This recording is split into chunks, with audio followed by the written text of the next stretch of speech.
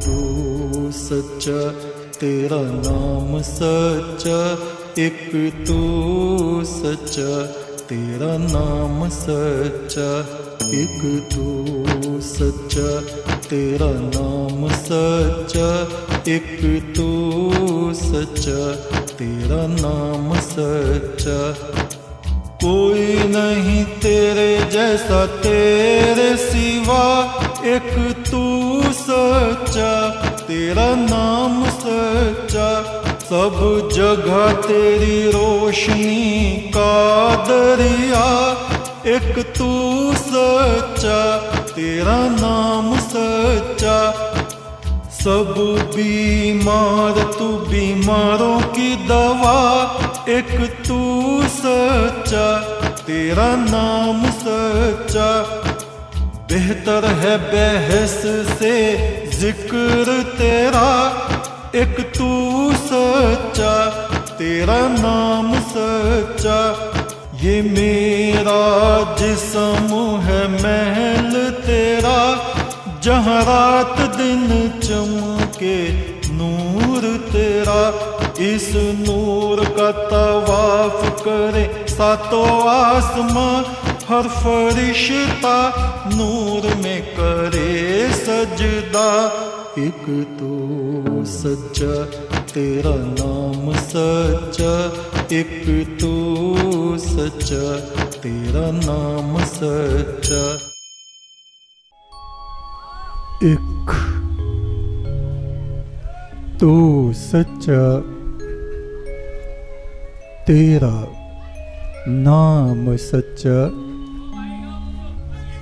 हे पार ब्रह्म परमेश्वर, तू सच्चा है, तेरा नाम सच्चा है।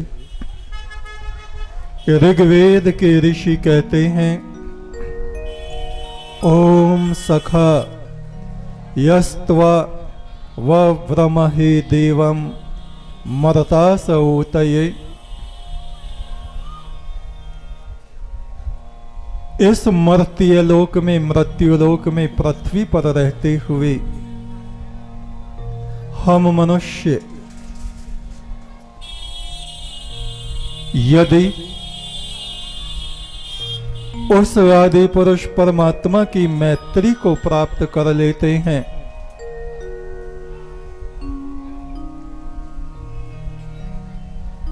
तो समस्त देवगण हमारे मित्र बन जाते हैं। समस्त पवित्र आत्माओं से हमारा संबंध जुड़ जाता है और हम उस आदि पुरुष परमात्मा के तेज से, प्रकाश से, ज्योति से परिपूर्ण हो जाते हैं। और जिस तरह दीपक की ज्योति पर पतंगे आते हैं, उसकी परिक्रमा करते हैं, इसी प्रकार उस परमात्मा से प्रेम रखने वाले पवित्र आत्माएं, देवगण, ऋषिगण, देव आत्माएं स्वतः खिंच खिंच के हमारी तरफ को आने लगते हैं। अपाम नपातम सुभगम सुदम सममम सुप्रतुर्ति मनेह सम।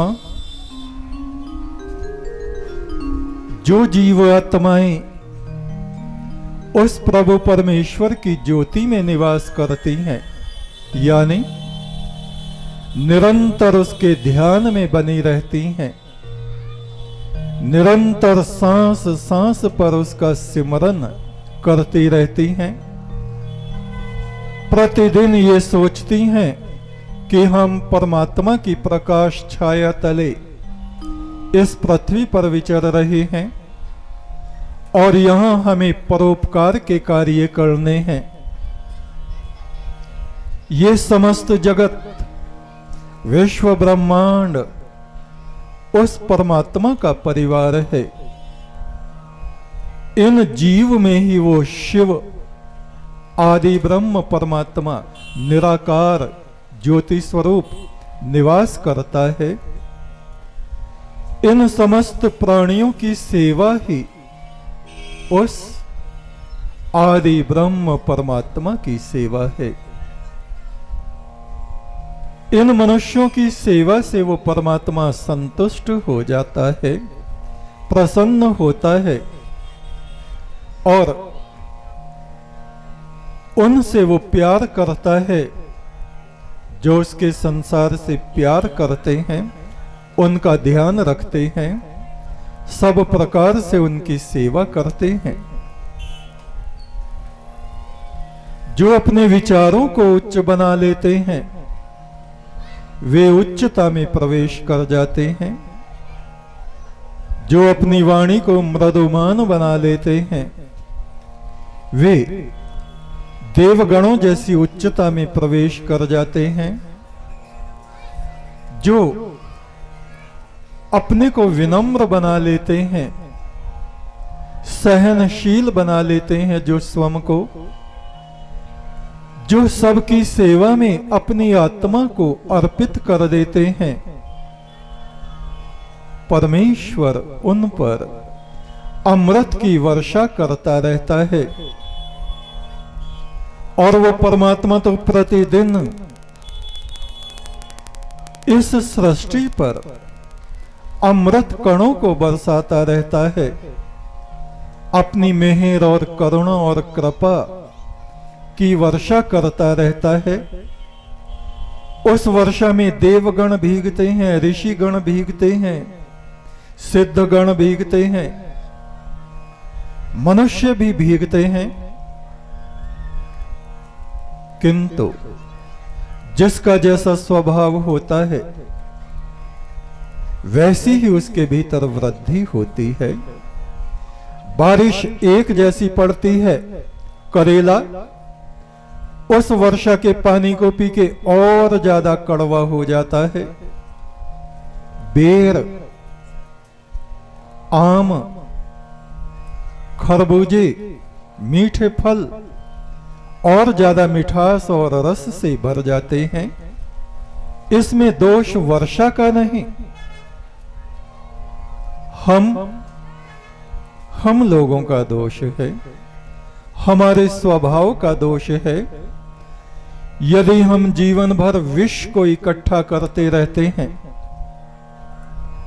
दूध पीने से सांप और अधिक विषैला हो जाता है। दूध पीने से, गाय का दूध पीने से मनुष्य और ज्यादा शक्तिशाली हो जाते हैं। उनके भीतर स्वर्ण की मात्रा बढ़ जाती है। गाय के दूध में स्वर्ण होता है। गाय का थन जिसमें से दूध निकलता है, उस थन को बछड़ा पीता है, दूध पीता है, और उसी थन में चींचड़ी लगी रहती है जो गाय के रक्त को पीती है। ठीक ऐसी ही हम आत्माएं हैं इस संसार में। हमने अपने जीवन में क्या इकट्ठा किया है? विष या अमृत? अच्छाइयां इकट्ठी की हैं या बुराइयों को इकट्ठा कर लिया है? वैसा ही प्रभाव हमारी आत्मा पर होता है और वैसी ही किरणें हमारी आत्मा से दूसरों की तरफ प्रवाहमान होती हैं, विकीर्ण होती रहती हैं।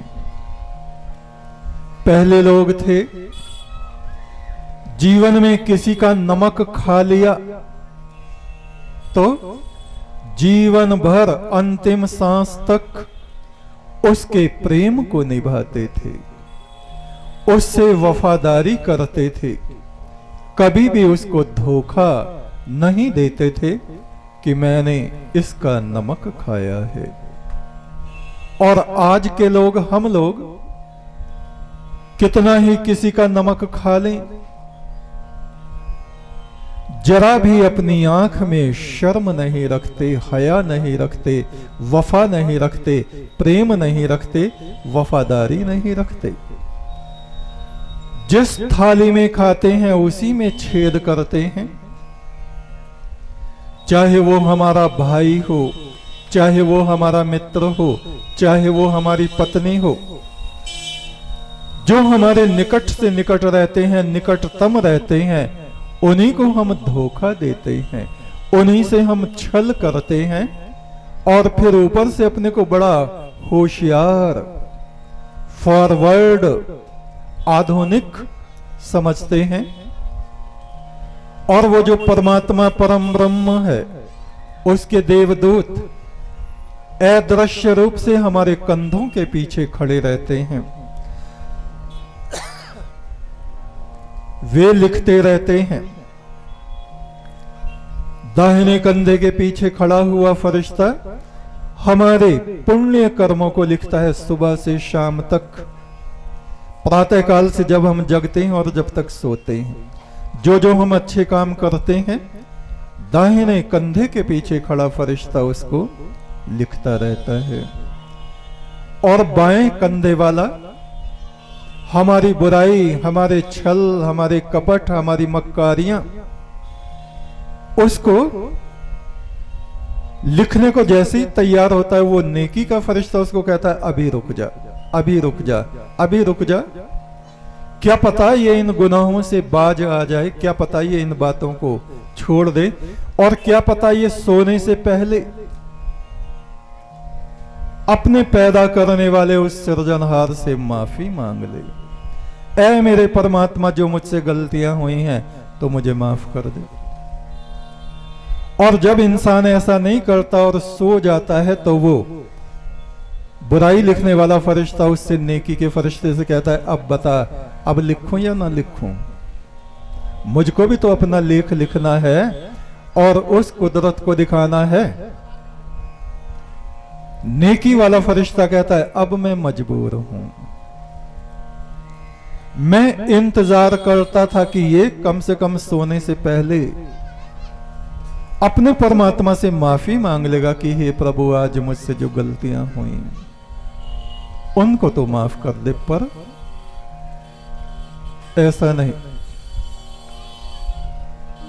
इंसान तो इंसान, हमारे भारतवर्ष में ऐसे लोग हुए हैं जिन्होंने जानवर, पक्षियों को भी ऊंचा दर्जा दिया है, अपने जीवन से भी अधिक उनको समझा। महाभारत काल में आप देखिए, पांचों पांडव जब उनका अंतिम समय आता है, हिमालय में चले जाते हैं, तपस्या करते हैं, एक एक करके मरता चला जाता है। देवी द्रौपदी सबसे पहले उनकी मृत्यु हो जाती है, फिर सहदेव, फिर नकुल, फिर भीम, फिर अर्जुन, और सबके बाद में अकेले रह जाते हैं धर्मराज युधिष्ठिर, और उनके साथ है एक कुत्ता।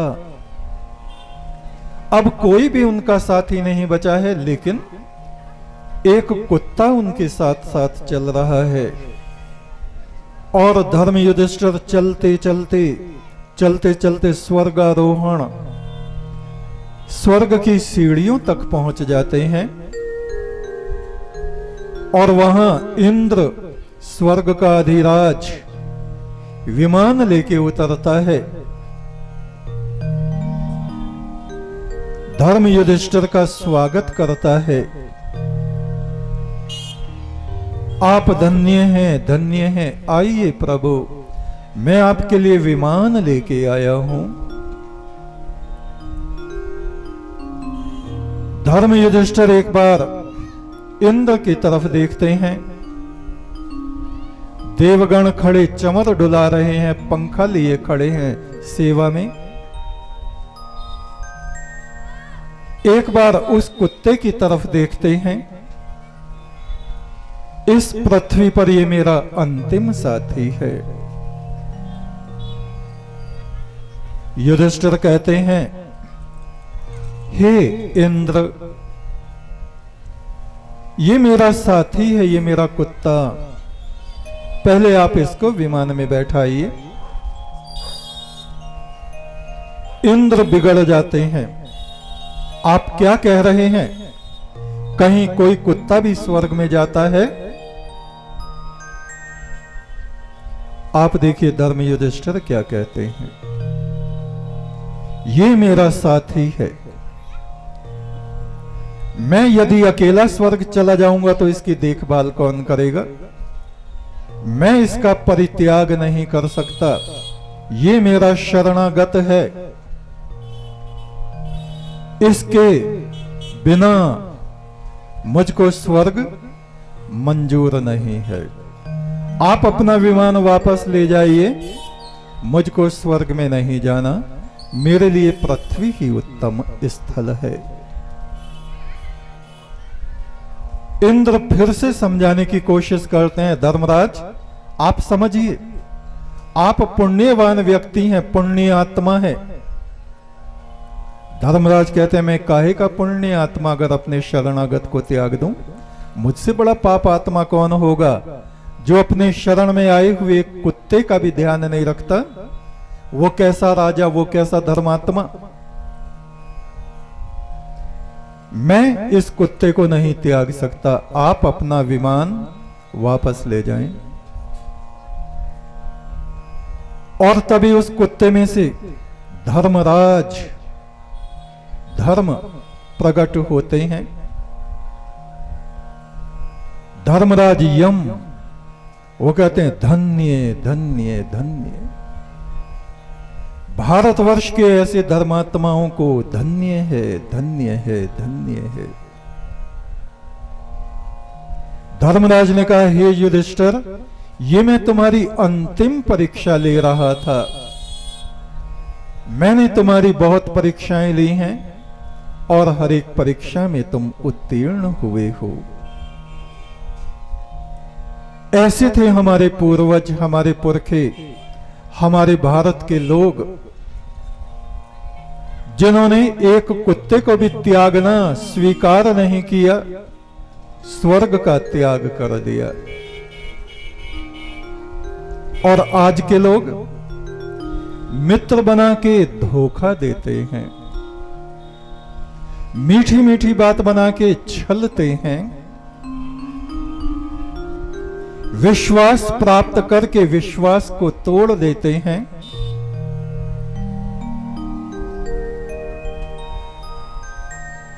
विश्वास दिलाते हैं हम तुमसे बड़ा प्रेम करते हैं, हमारा जीवन तुम्हारे लिए समर्पित है, और समय आने पर हमारा ही जुलूस निकाल देते हैं। आज हमारा भारतवर्ष ऐसी आत्माओं से भरा हुआ है जिन पर हम गहरे से गहरा विश्वास करते हैं। पत्नी अपने पति पर विश्वास करती है और वो पति समय आने पर धोखा दे जाता है, अपनी ही पत्नी से छल करता है, झूठ बोलता है, दुराचार करता है, व्यभिचार करता है। नहीं करता तो केवल बस धर्म का आचरण नहीं करता। पूजा पाठ को धर्म नहीं कहा जाता।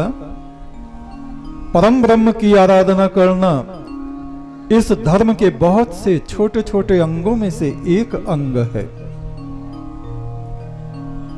किसी को कष्ट ना पहुंचाना धर्म है, और हम लोग आए दिन कष्ट पहुंचाते रहते हैं, चाहे हमारे पिता हों, चाहे हमारे पड़ोसी हों, चाहे हमारी पत्नी हो, चाहे हमारा भाई हो, चाहे हमारा मित्र हो। एक तो सच्चा तेरा नाम सच्चा, परमेश्वर सच्चे बादशाह।